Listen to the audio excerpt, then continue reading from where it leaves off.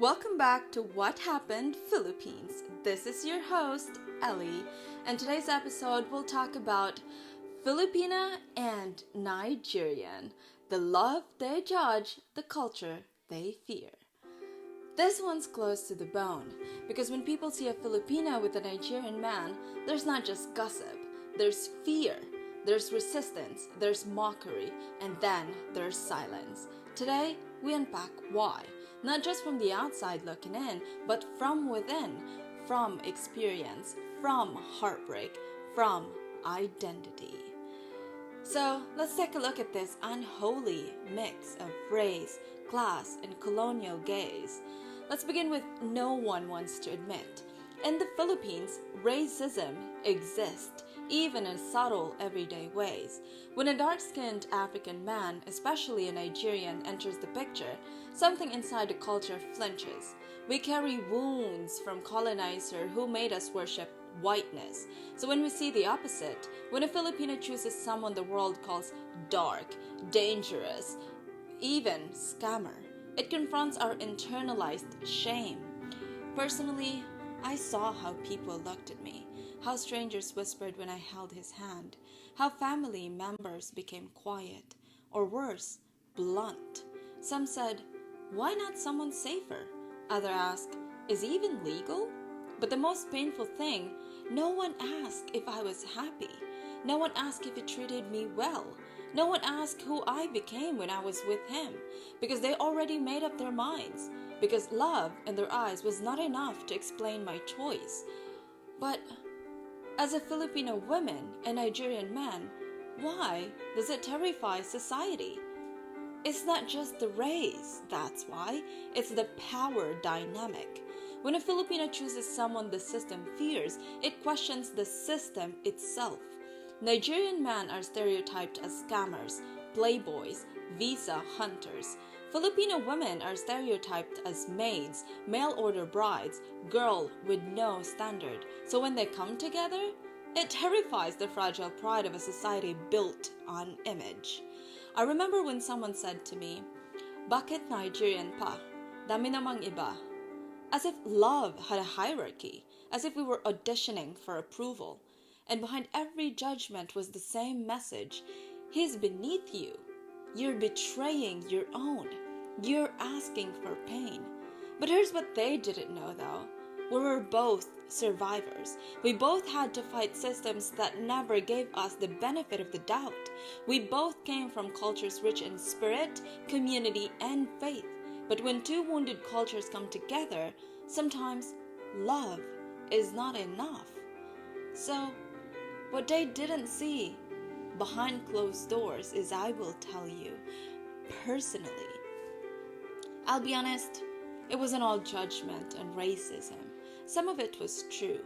The man I chose, he was charming, spiritual, powerful with his words. He was a dreamer. But behind closed doors, I became the sponsor, the safety net, the punching bag for every frustration he didn't want to face. And when I looked around for help, no one wanted to touch it. Because it was a Filipina and a Nigerian. Because they didn't want the trouble.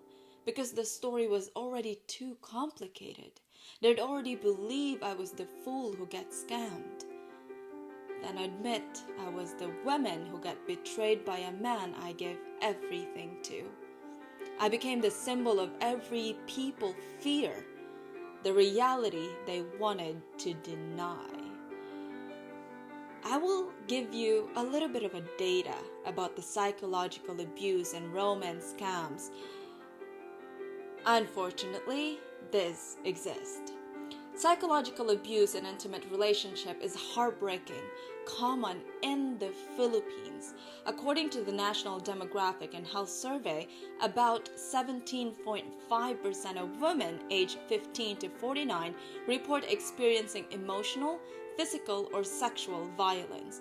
Emotional abuse tops the list.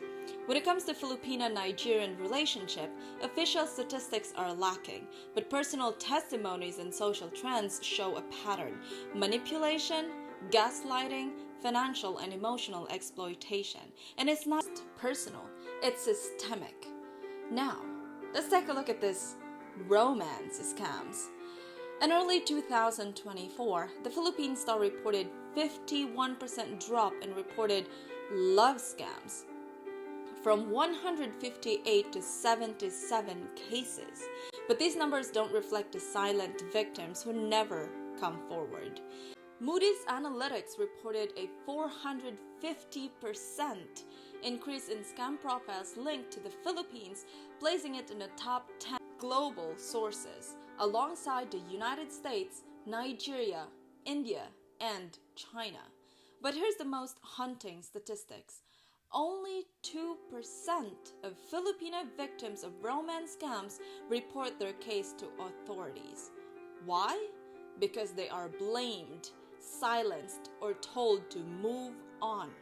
Even with existing laws like Estafa and a Cybercrime Prevention Act, enforcement is weak. Especially when foreigners are involved, justice becomes a joke. Now, let's talk about the culture gap we never truly talk about. Filipinos and Nigerians both have deep family values, religious roots, love for music, dance, and faith. But we don't talk about the cultural clashes that erupt when he expects submission you weren't raised to give. You expect softness he was never allowed to show. He believes in spiritual hierarchy. You believe in shared leadership. The culture gap is real, and when you don't name it, it becomes the ghost in room. Love alone can't bridge it.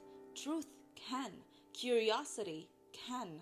Respect can.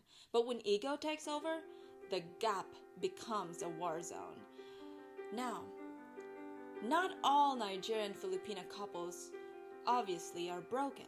Some are beautiful. I've met women who found real love.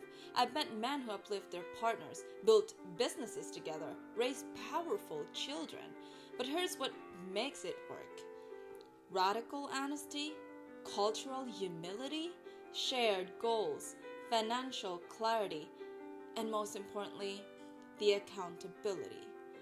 Maybe that's why I did it. Maybe that's what I was hoping for. A redemption, a new chapter, a new story. But what I got was a mirror, one that forced me to see my blind spots, one that broke me, and eventually helped me rebuild myself. So what happened, Philippines? Why do we fear this union? Because it confronts everything we were taught to avoid: race, power, class, colonial wounds, and gender roles. But what if this union could also be holy? What if we approach this relationship with truth, not taboo?